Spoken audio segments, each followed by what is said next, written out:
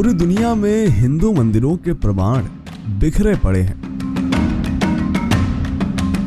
बौद्ध देश से लेकर मुस्लिम देश तक हर जगह हजारों साल पुराने मंदिरों के अवशेष लगातार मिलते ही रहते हैं, क्योंकि सनातन सभ्यता इतनी विकसित सभ्यता हुआ करती थी जो लगभग हर जगह मौजूद थी, और इसके प्रमाण अब जमीन फाड़ कर बाहर भी आ रहे हैं।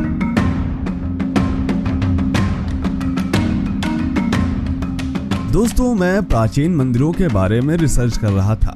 फिर मुझे एक ऐसे मुस्लिम देश जहां 98% मुस्लिम आबादी निवास करती है, वहां पर स्थित एक हिंदू मंदिर के बारे में पता चला जो सदियों पुराना है।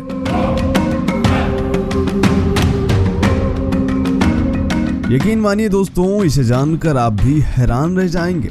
ऐसा नहीं है कि इस मंदिर को नुकसान पहुंचाने की कोशिश नहीं की गई, लेकिन कहते हैं ना कि जिसकी रक्षा स्वयं शक्ति कर रही हो, उसका कौन बाल बांका कर सकता है। आज के इस वीडियो में हम आपको दो खबरों के बारे में बताने वाले। पहली खबर आ रही है स्वीडन से और दूसरी खबर है उस मुस्लिम देश से जहां पर स्थित है एक प्राचीन हिंदू मंदिर। आखिर क्या हुआ स्वीडन में जिसे देखकर रो पड़ा एक पाकिस्तानी? चलिए जानते हैं। स्वागत है आप सभी का दी साइंटिफिक हिंदू पर, और मैं हूं आपके साथ आपका दोस्त धीरेन्द्र।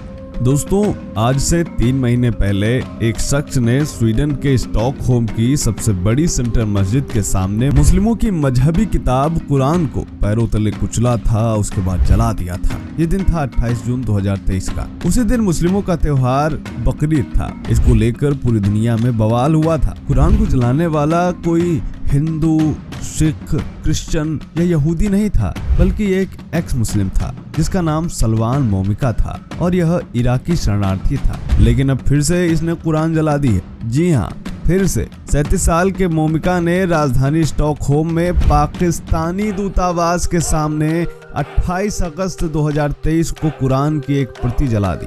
इस दौरान एक पाकिस्तानी शख्स उसे रोकते हुए नजर आया, लेकिन वो नहीं रुका। पाकिस्तानी शख्स ने उससे रोते हुए कहा कि कुरान मत जलाओ, कुरान क्यों जला रहे हो?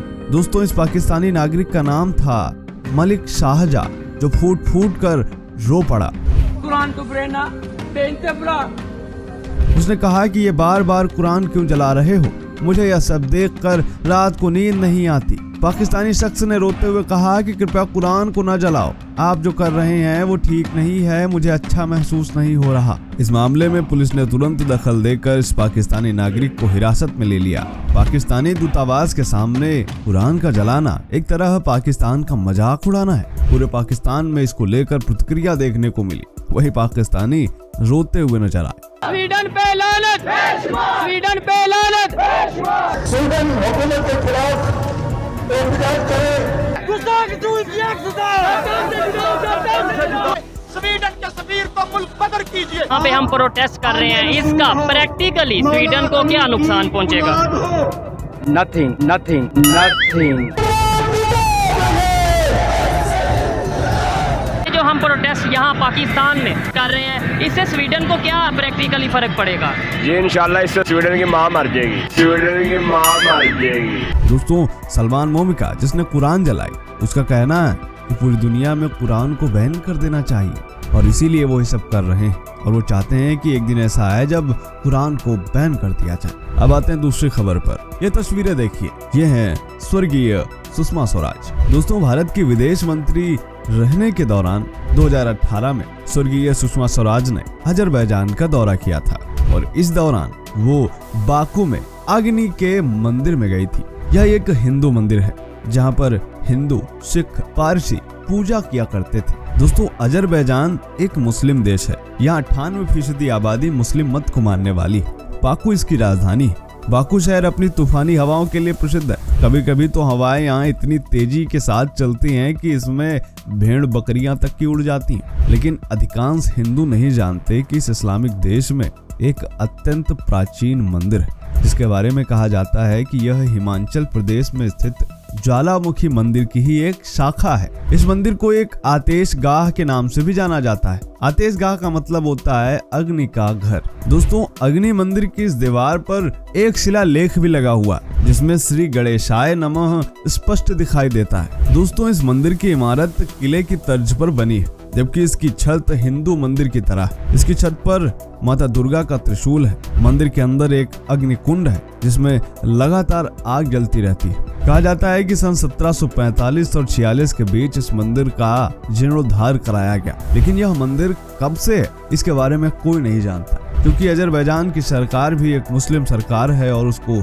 हिंदू मंदिर से कोई लेना देना नहीं। शायद यही कारण है कि इस मंदिर की प्राचीनता पर कभी रिसर्च नहीं की गई।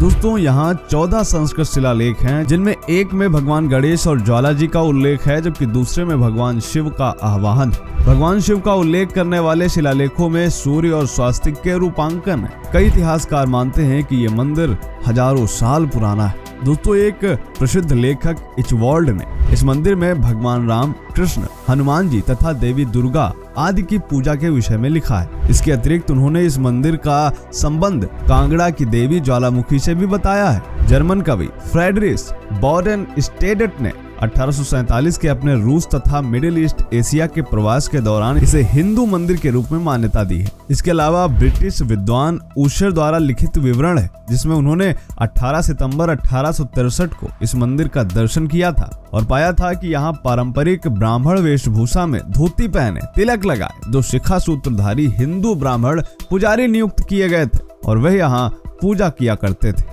लेकिन अब यहाँ पर कोई भी पूजा करने वाला नहीं है। इसके अलावा यहाँ पर भगवान गणेश और भगवान शिव की मूर्तियां भी हैं और यहाँ हजारों साल से माता की ज्वाला जल रही है। कई बार इसको बुझाने का प्रयास भी किया गया, क्योंकि इस्लामी कट्टरपंथी नहीं चाहते कि उनके देश में कोई हिंदू मंदिर हो, लेकिन वे बेचारे असफल रहे। खैर, इस मंदिर के बारे में और विस्तृत रूप से जानना चाहते हैं तो अवश्य कमेंट करें। मिलते हैं आपसे अगले वीडियो में, तब तक के लिए जय हिंद, जय भारत, वंदे मातरम।